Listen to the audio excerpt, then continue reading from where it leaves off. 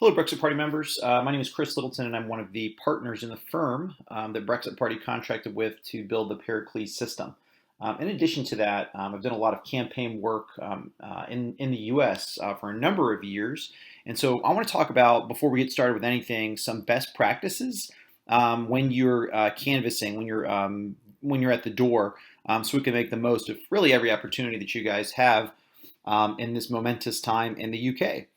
So let's go ahead and get started on what we call get out the vote practices, which is what GOTV stands for. So one of the first things just to keep in mind is that you're going to be focusing on live contacts, and that's particularly important. That's a face-to-face interaction, a person-to-person interaction, sometimes over the phone. The reason that this is so important is because it works. It's one of the most effective things you can do. There are two PhD professors in the U.S. It's at a couple Ivy League schools called Alan Gerber and Donald Green, and they've studied political science to the point where they looked at get out the vote efforts for what was most effective. Door-to-door canvassing is by far the most cost-effective and most persuasive tool that any campaign you can use to earn pledges, to earn supporters. And the next best thing that you can do is live phone calls, which is something that the Brexit Party will be engaging in over time. But today we'll just focus on really one of the most effective things, and that is canvassing. It's nearly 10 times more effective than almost any other form of contact when it comes to both persuasion and get out the vote. Just some tips when you're at the door. You want to keep your interactions fairly short. 2 minutes is kind of a good guideline to stay with. Of course, if you're having a very quality interaction, you can go a few minutes longer. But at the end of the day, you do need to earn a lot of supporters and earn a lot of pledges. So you can't spend too much time on any given person for that reason. So I guess the simple thing, if you only have a short period of time to consider, is this is the most important data point that you want to gather.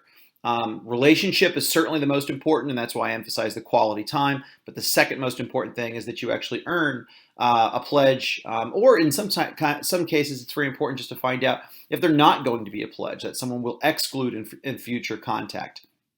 But at the end of the day, you do kind of have a goal in a relatively compact area, at least.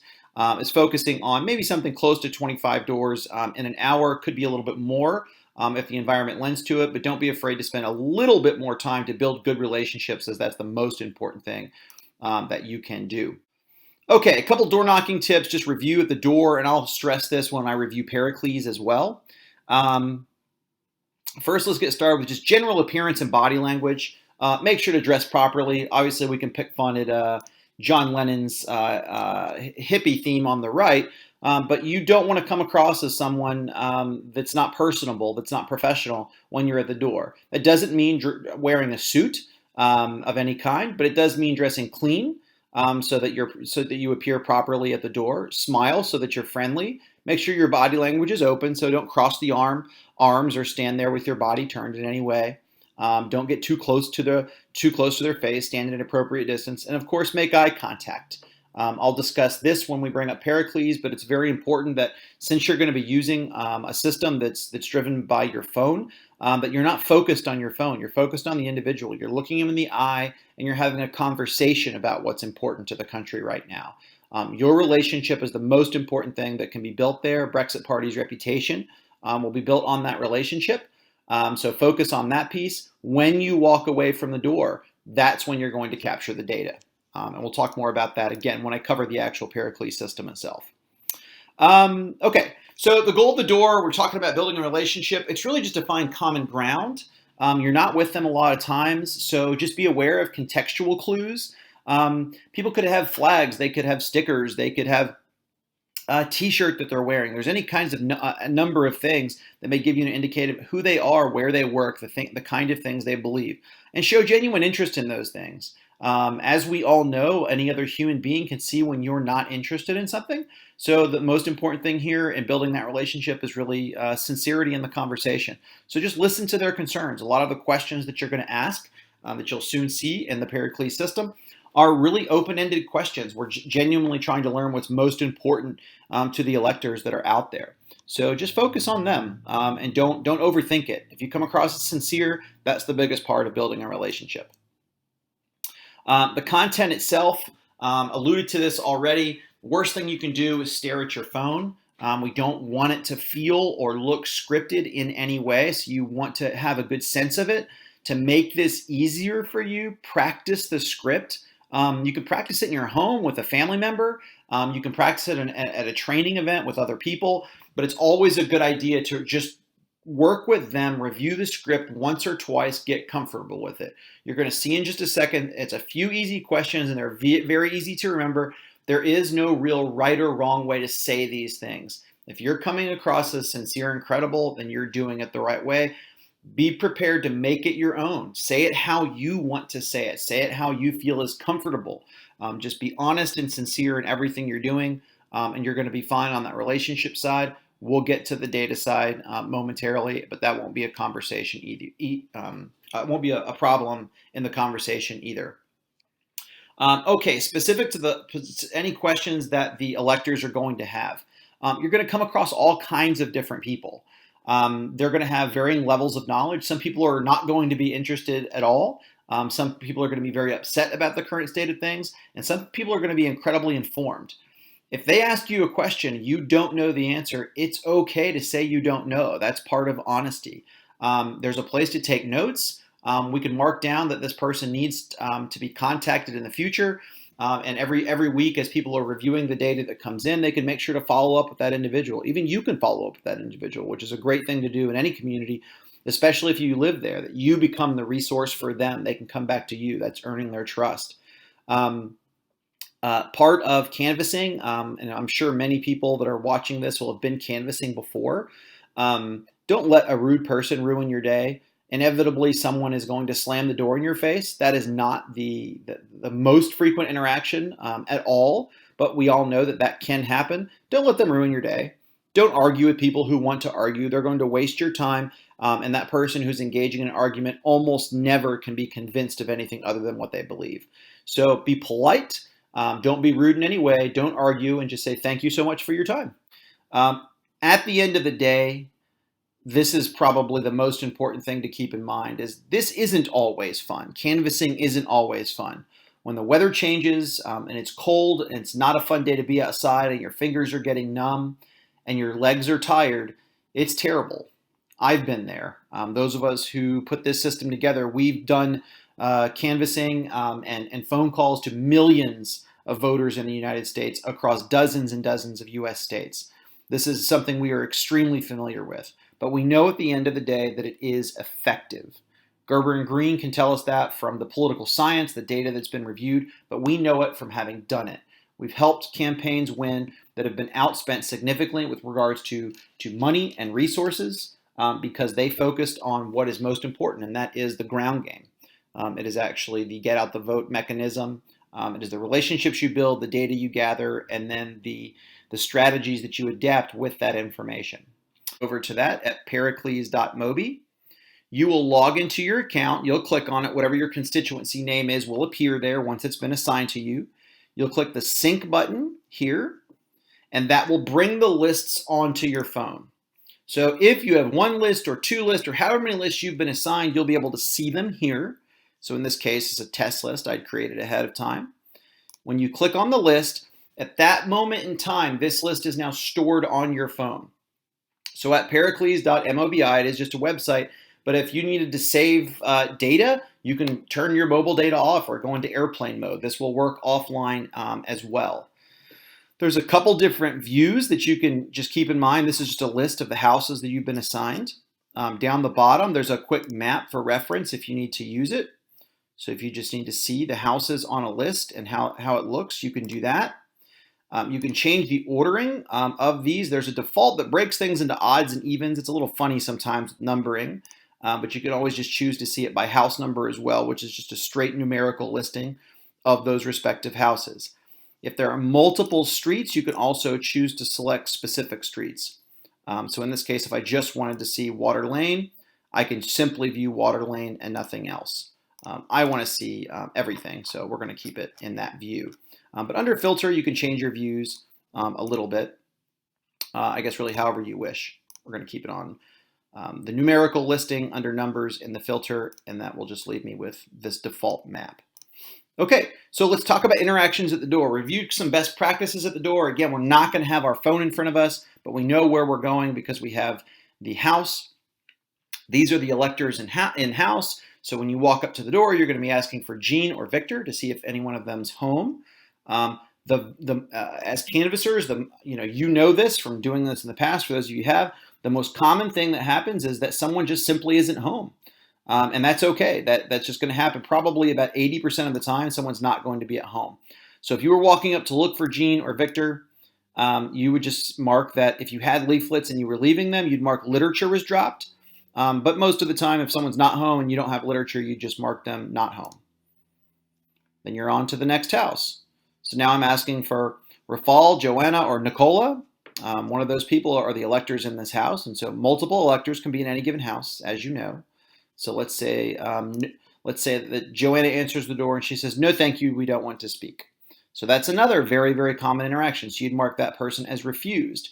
Another reason to mark refused is that even if you have a conversation with someone, but they say, "I do not wish you to collect this information," in accordance with GDPR standards, they need to be able to do that, and we cannot store their information at that point. So you would have to mark them as refused. So in either one of those instances, we're telling the Brexit Party this is someone that, one, doesn't want their info collected, and two, we don't need to come back to their house because they're refusing to speak with us anyway. So we'd mark them as refused. So as you see, the colors are changing next to these, and if I look at this map, you'll see the colors are changing on the map as well.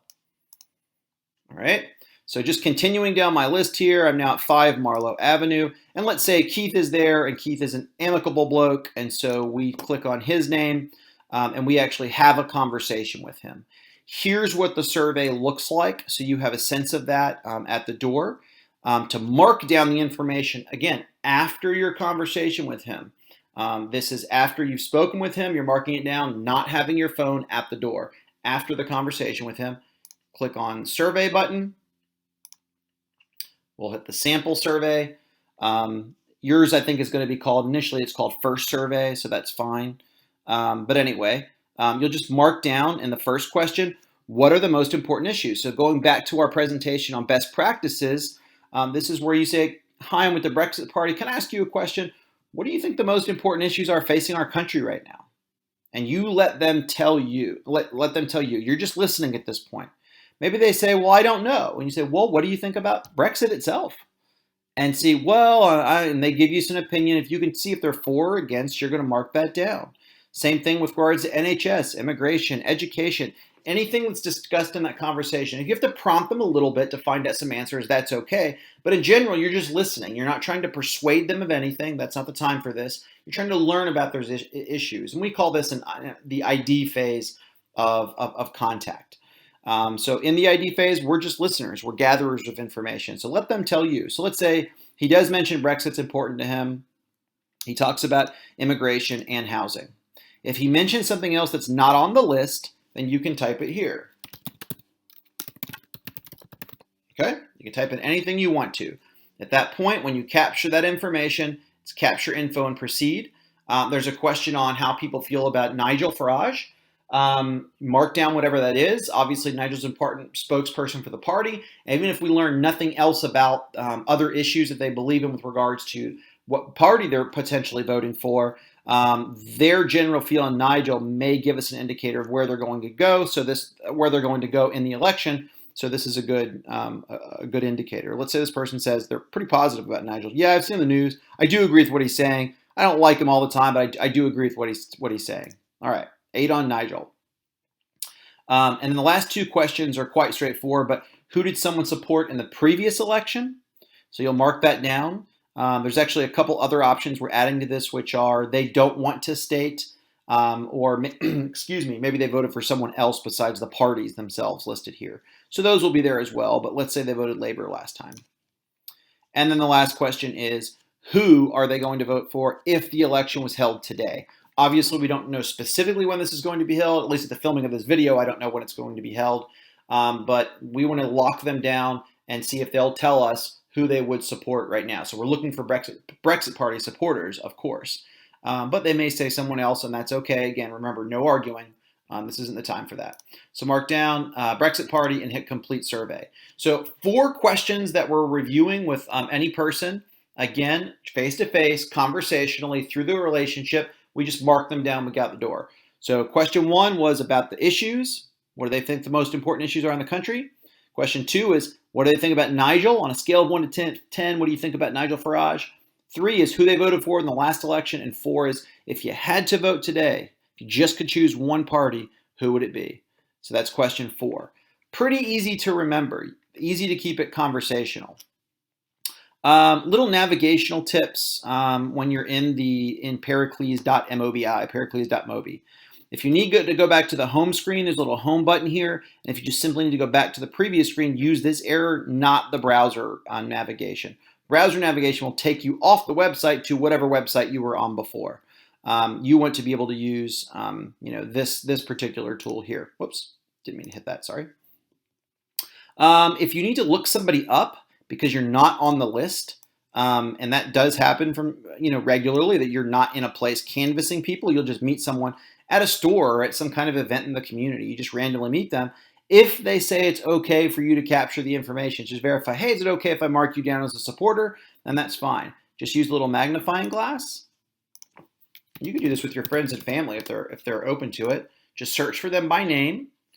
You'll see different people in this constituency, verify their address is accurate. So John Smith, and then I can mark him down with whatever I want. Oh, he said he loved Nigel the other day. He was great in this interview, and he's just telling you all about Nigel. Wonderful. You can mark him down. And I've already got him as a Brexit Party supporter, so that's wonderful. So you can look anyone up at any time by their name, and this is the kind of view you're going to see, any previous notes you may have collected, and any key data points that you have on the individual. This is just limited to that particular area, so you're not searching the entire country. It's just kind of a snapshot. All right, so that's what Pericles.mobi, Pericles.mobi looks like for you. Just to review the steps on accessing this, someone has to add you to the system by your first name, surname, and email. Once that's added, you will be sent an email. You have to click on that email to verify who you are. You'll reset your password, and then you will need to go to this website, which is a separate and distinct website, Pericles.mobi, and log in. If you've been assigned any lists, they're going to appear here. So just going back through this, they're going to appear here. If you do not have any lists, but you are able to canvass in your constituency, you can actually push the Voters Near Me button. If you click that button, if you are standing in your assigned constituency, you will also receive a similar list of voters. It looks just like this, closest to where you are geographically at that exact moment in time, and it will only give you voters that no one else has been assigned and no one else has previously contacted. So that's just something to use if you don't have an assigned list and you're waiting on someone in your own constituency. That's what this is used for, the Voters Near Me button. And your location services do have to be turned on. Thank you so much for your time.